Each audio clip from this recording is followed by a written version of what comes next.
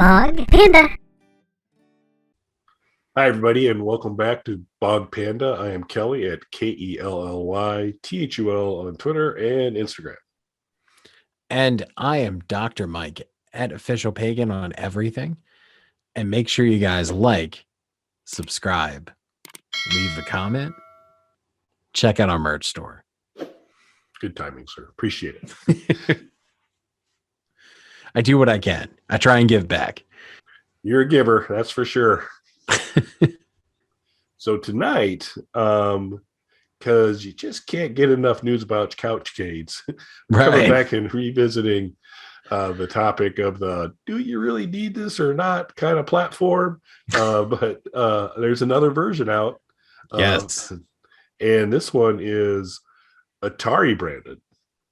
Yes. So we had the PacMan version, but now this one there's an Atari version, and the aesthetics to me are pretty spot on. I mean, I think they've got that kind of 70s, 80s color vibe going with it. They did kind of like an emulation of if the Atari 2600 was a Couchcade form factor, what it would look like. So it's got that nice fake wood grain going, which you love off the early Atari stuff. So visually, I thought it was actually very good, and the menuing system looks good. What did you think of just kind of it visually?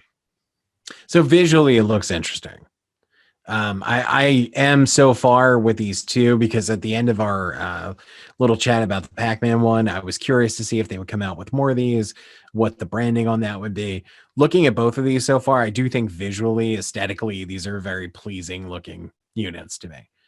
Yeah, they're doing the design crew's doing a good job, but they better be because it's $180. Yeah. So it better look good. That'd be one piece there. But the thing I noticed, and we'll include a link to the Arcade One Up page that kind of covers the Atari Couchcade. And you'll see kind of lots of shots of how well it looks. And you see it about from every angle. You see different people walking with it to say, "Oh, tall people can carry it. Short people can carry it. It's very mobile." Here's one side. Here's the other side. Here's the top. Here's the menuing system. What you don't see is any gameplay at all. There's not a screen to be seen in the whole thing. And my theory on that is that no one's going to drop $180 to play things that you could get on an At Games Blast for $20 and get just as many games, because the Atari 2600 games are not the highest end in terms of user experience. There's a nostalgia component, absolutely, and I love to play them. I like that they're edition, but they're on my. There were a good contingent of them on the Legends Ultimate. There were several of the ones that were made available on their 350 games that I got with my 1.0. But they were a nice add-on, but they certainly wouldn't be the selling point. I wouldn't be buying a Legends Ultimate if all I could play was Atari 2600 games. I think there have been many, many less expensive ways to do this, and most of them have been kind of through a stick or through a little add-on or something like that. So the whole kind of portal, I mean, I guess basically you're paying to have a better joystick.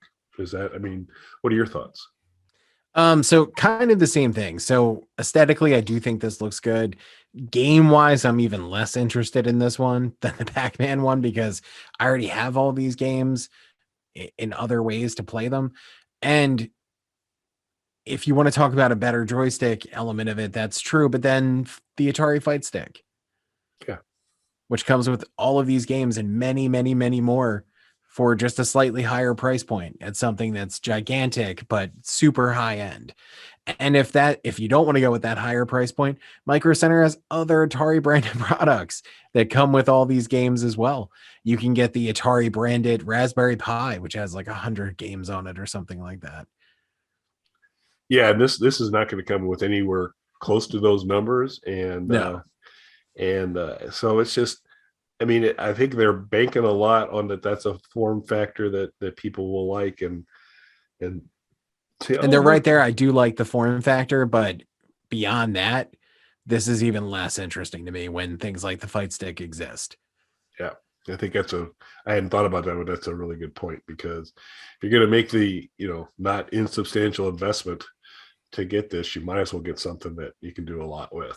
So that's going to be even better quality experience with the joystick and all that. And if you're trying to go for the true retro feel anyway, uh, playing Atari with a handheld joystick is just that's the way it was. So I'm just not sure. It certainly doesn't do me. They did a great job on the form factor. It looks really cool and all that, but I don't know what market this hits that people were saying this is the gap. Because if it's someone just say, boy, I'd really love to have a whole bunch of Atari games, but I don't want to put a lot of money out for them, there are a ton of options for you for that. If you want to say, I want the Atari games, I want a bunch of them and better controlling environment, there are probably better options for Fight Stick. Again, better options for that, the Raspberry Pi option. So I'm not sure that this has there's a big hole in the market that people are being their needs are being unfulfilled with this. But I mean, visually, again, they did an outstanding job. It looks really cool. Yeah, I think so far I like the idea of the couch cage, is not the ones we're being offered. Yep. And I would say also that, while as much as we're big proponents of the Atari Fight Stick, portable is not one word I would associate with it because That's true. that's a two-person job to lug that thing around too much. Yeah. So, but so it depends if that's a form factor. Yeah, and they haven't really found that kind of killer set to say you get the different kind of form factor, the nice packaging of it, and now here's a unique game selection that gets y'all excited. Yeah, and I think that's what they're missing right now. Maybe. And coming out with Atari is the second batch when there's so many options. And I'm not even talking about illegal ROMs or anything like that, because obviously none of us would do that. Oh, But perfectly legal, licensed, branded options out there from Micro Center for less money if you go the Raspberry Pi option, or a little bit more, but significantly higher quality for their Fight Stick line. yep. There's not a doubt. Maybe Tron. Tron could be interesting. Yeah. Because then because Tron is very dependent on the right kind of control set. But it also has a monster joystick on it that kind of probably digs into a little bit of their portability piece, because now it's not this little suitcase anymore. It's this little suitcase with the big old joystick kind of popped out. So yeah, I was thinking about that for stuff too, like Paperboy. The arcade version of that has like a bike handle on it. I'm like, oh, that would be pretty cool. But again, takes away the portability angle of it. Yep. So we'll have to see. But wanted to just kind of weigh in on a little bit, share with you folks, if you hadn't heard about it, to go out, take a look. If this fits the need that you've had, go for it. But like I said, again, design wise, I think it's really cool. I'm glad they're kind of exploring this area. I'm just not sure, at least for me, they haven't kind of hit the right, at the price point they're sitting at. They're going to have to kind of hit me with a different value proposition game wise before I really start to pay attention. Yeah, same here. Good idea, but the games just aren't there yet. This isn't the package I'm looking for. No doubt. Cool. Anything else, sir? Nope, that's it for me.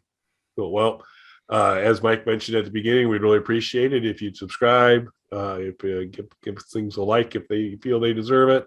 Leave us some comments. Let us know what you'd like to hear us talk about, or correct us on things we spoke improperly about. We're always open to that too. So thanks for watching, everyone. Thanks, everybody.